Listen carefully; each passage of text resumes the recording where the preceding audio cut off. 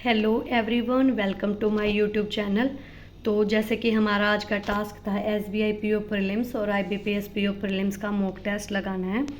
तो मैंने ये आईबीपीएस पीओ प्रीलिम्स 2025 का पहला मॉक लगाया। आज 5 जून है, तो आप देख लो, ये मैंने 5 जून को इवनिंग में 6 बजे, अभी अप्रोक्स 6 बजे मैंने अटैम्प्ट किया है।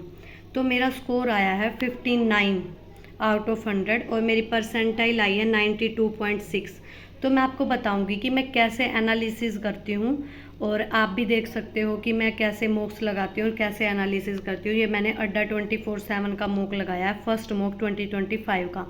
6 मैंने इसलिए नहीं लगाया क्योंकि ज़्यादा बच्चे, अगर एक बार वहाँ ज़्यादा बच्चे लगा लेंगे 2026 वाले में, फिर हम देखेंगे कहाँ हम कम्पीट कर रहे हैं, वहाँ पर कहाँ लाई कर रहे हैं।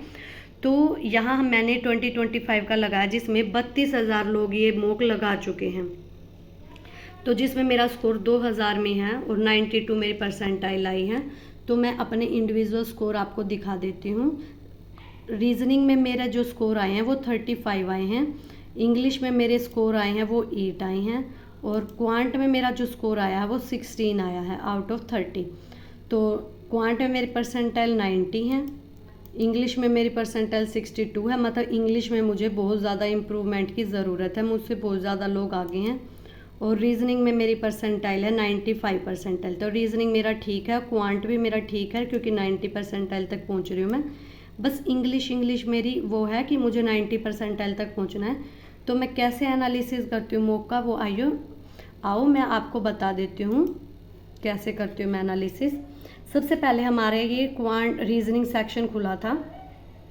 रीजनिंग सेक्शन में ये 14 पर्सन थे जो कि पैरेलल रो में बैठे थे, 14 लोग, 7 में।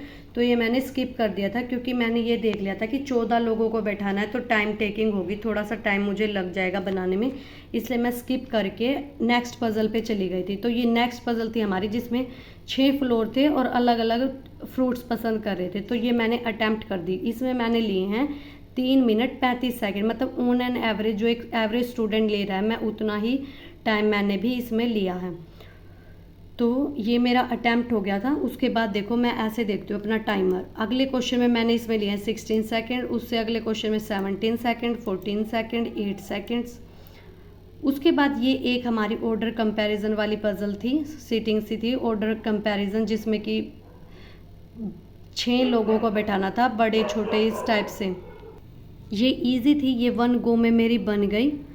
42 सेकंड मैंने इसमें लगाए हैं। उसके बाद इसी पे बेस्ड क्वेश्चन था, इसमें मैंने 16 सेकंड लिए, इसमें 8 सेकंड। उसके बाद ये था हमारा एक चाइनीज़ कोडिंग वाला क्वेश्चन, इसमें मैंने 1 मिनट किस लिए लग गया क्योंकि मैं पूरा बनाती हूँ इसको, पहले ये लिखती हूँ फिर कोड लिखती हूँ। उसके बाद देखो मेरे इसी क्वेश्चन के मतलब कितना कितना टाइम लिया मैंने। इसमें देखो 7 सेकेंड, एवरेज बच्चा 14 ले रहा, मैंने उनसे हाफ टाइम में कर दिया। ठीक है, ये 35 सेकेंड में बन गया, ये 22 सेकेंड में, ये 4 सेकेंड में। और ये फिर था हमारा एक मीनिंगफुल वर्ड वाला क्वेश्चन। मीनिंगफुल वर्ड वाला देखो मेरा इसमें देखते ही मैं ऐसे कहूँगी, एग्जाम में अगर ये मीनिंगफुल वर्ड वाला क्वेश्चन आए तो एक बार आप स्किप कर देना क्योंकि इसमें हाई चांसेस होते हैं गलती होने के। अगर आप श्योर हो कि कोई मीनिंगफुल वर्ड नहीं बन रहा तो आप मार्क कर दो, ठीक है। और अगर एक से ज़्यादा वर्ड बन रहे हैं, जैसे इसमें बोलते हैं ना मोर देन 1 वर्ड बन रहा है, तो ये आंसर आपका। तो एक से ज़्यादा बन रहे तो भी हम श्योर होते हैं कि एक से ज़्यादा बन रहे हैं, तब आप टिक करो। अदरवाइज रिस्क है इस क्वेश्चन में। तो इस बार मेरे को लग रहा था कि कोई मीनिंगफुल वर्ड नहीं बना, तो मेरा ये ठीक हो गया। 1 मिनट लगा मुझे एक क्वेश्चन करने में। उसके बाद था ये मंथ बेस्ड क्वेश्चन, इसमें अलग अलग कलर लाइक कर रहे हैं वो लोग और 8 अलग अलग मंथ दिए हुए थे। तो ये भी ईजी था लेकिन मैंने इसमें टाइम ज़्यादा ले लिया। अगर मैं यहाँ से थोड़ा टाइम बचा के वो 14% वाली पजल में देती तो शायद हो सकता है वो वाली क्वेश्चन भी मेरे 1-2 बन जाते उसके। तो कोई बात नहीं, इसकी मतलब मुझे ज़्यादा प्रैक्टिस करनी है इस पजल की। आगे मैंने 12 सेकंड लिया, 15 सेकंड, 18 सेकंड, 16 सेकंड। उसके बाद ये एक क्वेश्चन था, ये भी इजी था, जो एक एवरेज स्टूडेंट ले रहा है मैं उतना ही टाइम ले रही हूँ। ये इसमें भी ऐसे ही था कि और डिजिट में प्लस माइनस करना होता है, फिर वो लास्ट में डिफरेंस बताना था। ऐसे ही ये था हमारा square shape based puzzle seating arrangement. तो मैंने ये बना ली 1 मिनट 16 सेकंड में। तो एवरेज स्टूडेंट भी इसमें 1 मिनट ले रहा है, तो मतलब ये भी मेरी ठीक है। थोड़ी बहुत हम प्रैक्टिस करते रहेंगे डेली बेसिस पे तो स्पीड बढ़ जाएगी इसमें भी। तो ठीक है ये भी। इसमें देखो एवरेज स्टूडेंट जैसे 12, 19, 10 सेकंड, 10 सेकंड। फिर ये एक क्वेश्चन था मिसलेनियस जिसमें वोवल को तो रिप्लेस करवाना था अपोजिट लेटर से और कॉन्सोनेंट में जस्ट नेक्स्ट लेटर से, और फिर उसके बाद ये बताना था कि कितने रिपीटिंग लेटर्स हैं। तो फिर ये भी मेरा सही हो गया। उसके बाद ये एक हमारी डायरेक्शन बेस थी, इसमें मैंने अप्रोक्स 1 मिनट लिया है बनाने में, 57 सेकंड में बनी है। फिर देखो आंसर लगाए हैं 5 सेकंड में, 21 सेकंड, 44 सेकंड। ये हमारा क्वेश्चन था पेयर फॉर्मेशन वाला कि कितने पेयर बनेंगे फॉरवर्ड बैकवर्ड से, तो इसमें मैंने 44 सेकंड लिए हैं। तो ये हमारा रीजनिंग सेक्शन था। ये देखो मैं रीजनिंग में ऐसे ही एनालिसिस करती हूँ कि कितने पजल्स में मैंने कैसे कैसे टाइम लिया, उसके हिसाब से फिर एग्ज़ाम में आएंगे ना तो मैं चूज़ कर पाऊँ कि भाई कौन सी मुझे पहले बनानी, कौन सी बाद में। और जिन पजल्स में मैं टाइम ले रही हूँ उनकी प्रैक्टिस ज़्यादा करूँ ताकि मैं आने वाले और मॉक हूँ उनमें अपना टाइम कम करके अटैम्प्ट बढ़ा सकूँ। तो ये था मेरा रीजनिंग का एनालिसिस। मैं ऐसे ही एनालाइज करती हूँ और फिर जो मेरी पजल जैसे अब 14% वाली थी वो मैं अब बना के देख लूँगी कि वो कैसे बनेगी और कितना टाइम मैं उसमें ले रही हूँ, स्टॉप वॉच लगा के देख लूँगी। ठीक है, तो ऐसे ही आपको प्रैक्टिस करनी है। उसके बाद चलिए देखते हैं इंग्लिश के में। इंग्लिश वाले में मेरे बहुत ज़्यादा क्वेश्चन गलत हैं क्योंकि मैंने अटैम्प्ट भी बहुत कम ही किए हैं इसमें। ये देखो बस बिल्कुल 13 ही क्वेश्चन मैंने बनाए थे जिसमें मेरे 8 मार्क्स आए हैं।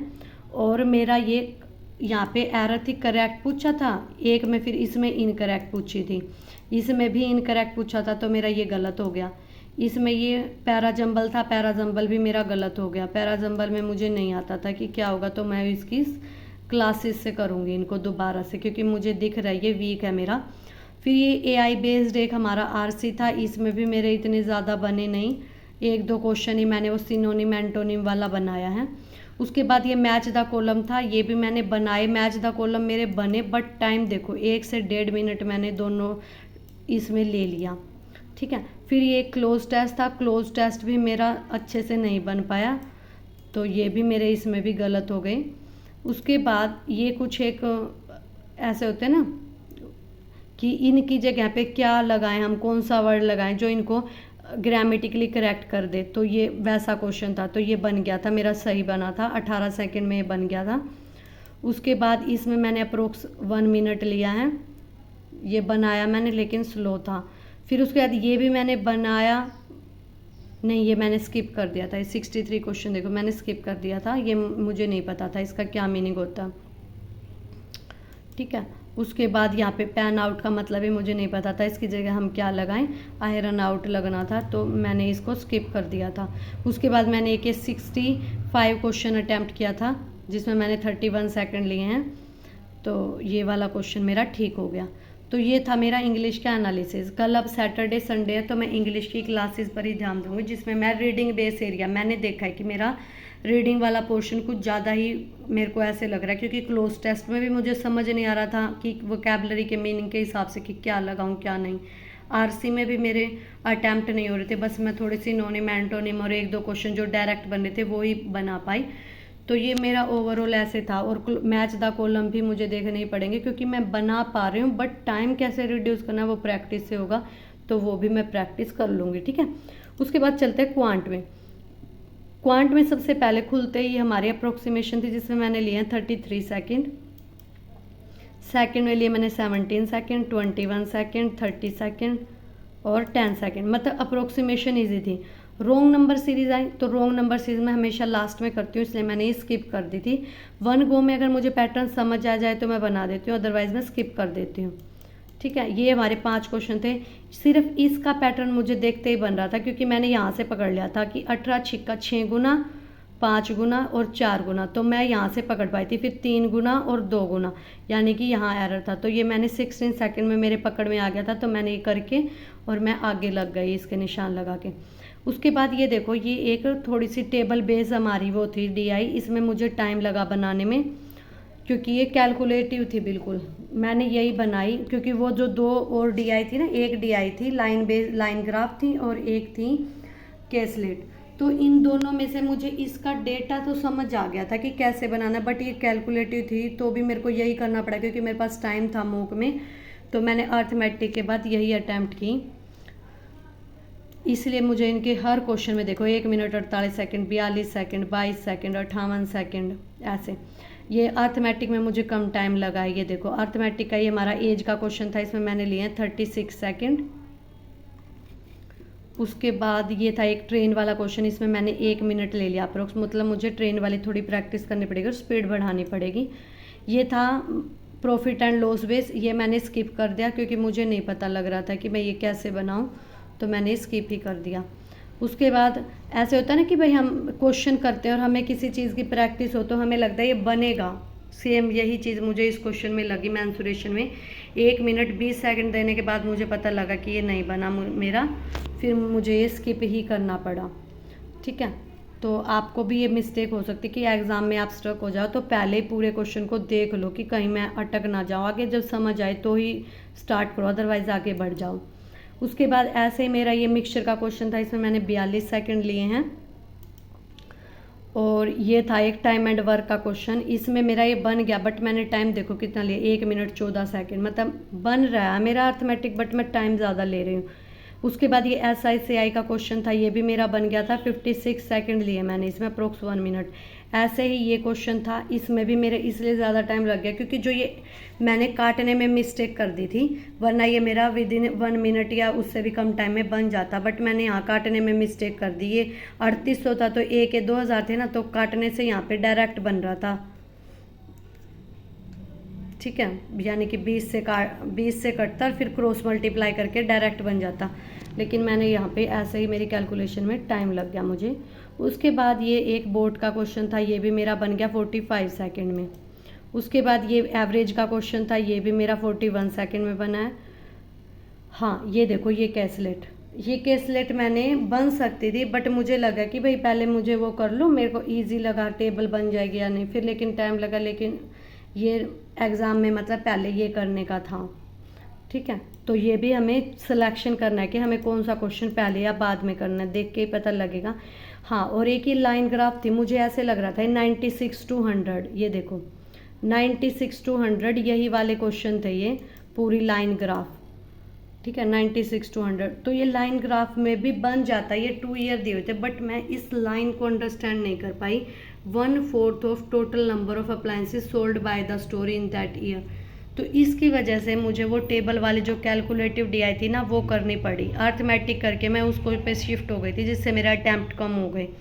मैं सिर्फ शायद इसमें 19 अटैम्प्ट कर पाई हूँ, जिसमें मेरे स्कोर आए हैं 16।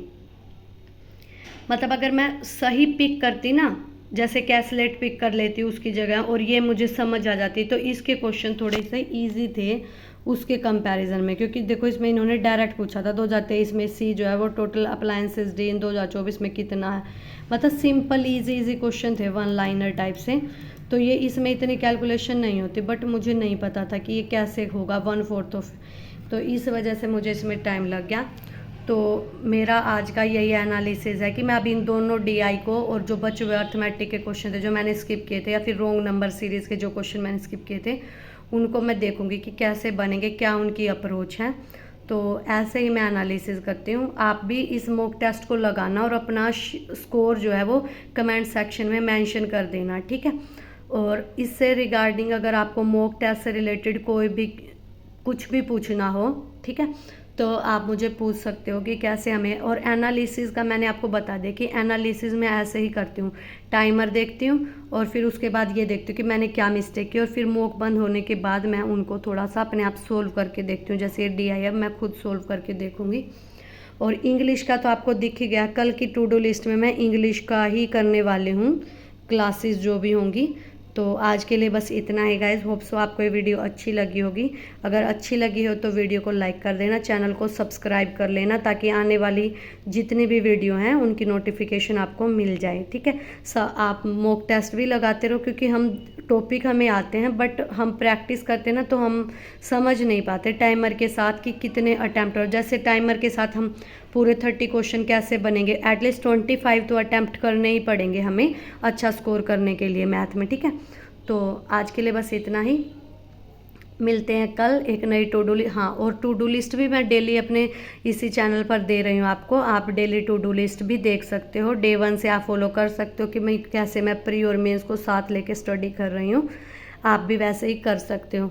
Okay everyone, bye bye.